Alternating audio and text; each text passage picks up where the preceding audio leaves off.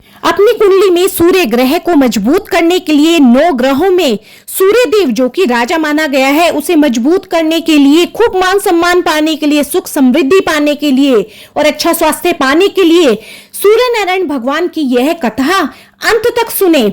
और आगे भी मेरी ऐसी ही वीडियोस देखने के लिए मेरे चैनल को लाइक, शेयर एंड सब्सक्राइब कीजिए। तो बोलिए सूर्य नारायण भगवान की जय, सभी ग्रहों के राजा की जय। प्राचीन काल में एक नगर में एक वृद्धा रहती थी। उसका नियम था कि वह हर रविवार घर आंगन गोबर से लीपकर भोजन तैयार करती और सूर्य देव को भोग लगाकर ही भोजन करती थी। ऐसा व्रत करने से उसका घर अनेक प्रकार के धन धान्य से पूर्ण था। श्री हरि की कृपा से घर में किसी प्रकार का विघ्न या दुख न था। सब प्रकार से घर में आनंद था।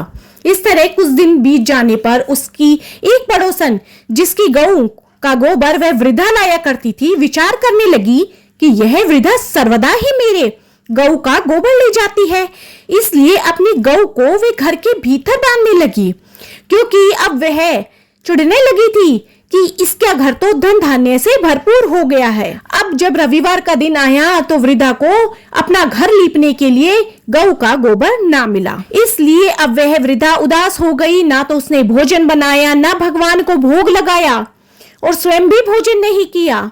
इस प्रकार उसने निराहार ही व्रत किया। रात्रि हो गई, वह भूखी ही सो गई। रात्रि में भगवान सूर्य ने उसे स्वप्न में दर्शन दिए और भोजन ना बनाने तथा भोग ना लगाने का कारण पूछा। वृद्धा ने गोबर ना मिलने का कारण सुनाया। तब सूर्य नारायण भगवान ने कहा कि माता, मैं तुमको ऐसी गऊ देता हूँ जिससे तुम्हारी सभी इच्छाएं पूरी होगी, और जो तुमने आज मुझे भूखे ही रहने दिया, आगे से मुझे कभी भी ऐसे भूखे मत रहने देना। अब माता को बड़ी ही ग्लानि हुई कि आज मैंने सूर्य नारायण भगवान को भोग तक नहीं लगाया। सूर्य नारायण भगवान ने कहा कि तुम हमेशा रविवार को गौ के गोबर से लीपकर भोजन बनाकर मेरा भोग लगाकर खुद भोजन करती हो, इससे मैं खुश होकर तुमको वरदान देता हूँ कि निर्धन को धन और बांझ स्त्रियों को पुत्र देकर दुखों को मैं दूर करता हूँ तथा अंत समय में मोक्ष देता हूँ। स्वप्न में ऐसा वरदान देकर भगवान तो अंतर्ध्यान हो गए और वृद्धा की आंखें खुल गई। और जैसे ही वृद्धा की आंखें खुली तो उसने अपने आंगन में एक अति सुंदर गऊ और बछड़ा बंधे देखा। वह गाय और बछड़े को देखकर अति प्रसन्न हुई और उसको घर के बाहर बांध दिया और वहीं खाने को चारा भी डाल दिया। जब उसकी पड़ोसन वृद्धा के घर के बाहर एक अति सुंदर गऊ और बछड़े को देखती है तो द्वेष के कारण उसका हृदय जल उठता है। उसने देखा कि गाय ने सोने का गोबर दिया तो वह उस गाय का गोबर उठाकर ले आती है और अपनी गाय का जो गोबर होता है वह उसकी जगह पर रख देती है। अब तो उस दूसरी बुढ़िया का यही कार्य हो गया। वह नित्य प्रति ही ऐसा करती रही और सीधी साधी वृद्धा को इसकी खबर न होने दी। तब सर्वव्यापी ईश्वर ने सोचा कि चालाक पड़ोसन के कर्म से वृद्धा तो ठगी जा रही है, तो ईश्वर ने संध्या के समय अपनी माया से बड़ी जोर की आंधी चला दी।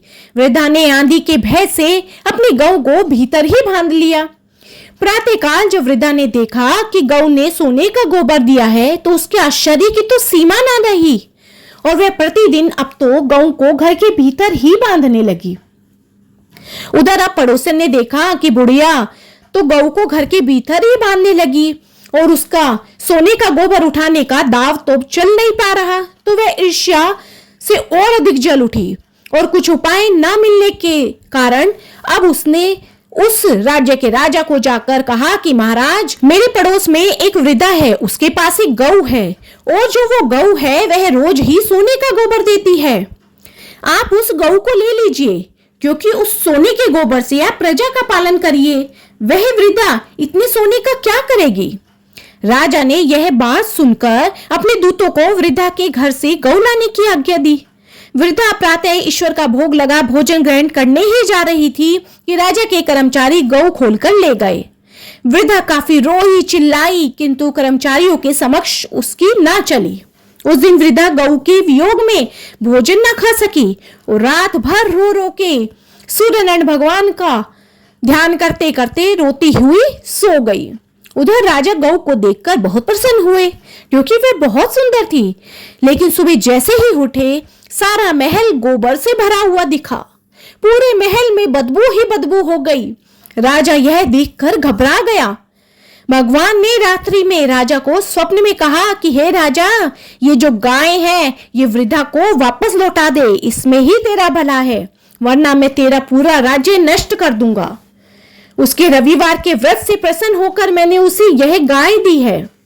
अब प्रातः होते ही राजा ने वृद्धा को बुलाकर बहुत से धन के साथ मान सम्मान सहित गऊ उसके बछड़े के साथ लौटा दी और उसकी पड़ोसन को बुलाकर उचित दंड दिया। इतना करने के बाद राजा के महल से गंदगी दूर हो गई। उसी दिन से राजा ने नगरवासियों को आदेश दिया कि राज्य की तथा अपनी समस्त मनोकामनाओं की पूर्ति के लिए रविवार का व्रत रखा करो, सूर्यनारायण भगवान की पूजा किया करो, उनका व्रत रखा करो, रोज सुबह सूर्यनारायण भगवान को जल दिया करो। व्रत करने से नगर के लोग भी सुखी हो गए और वह अच्छा जीवन व्यतीत करने लगे। कोई भी बीमारी तथा प्रकृति का प्रकोप उस नगर पर अब नहीं था।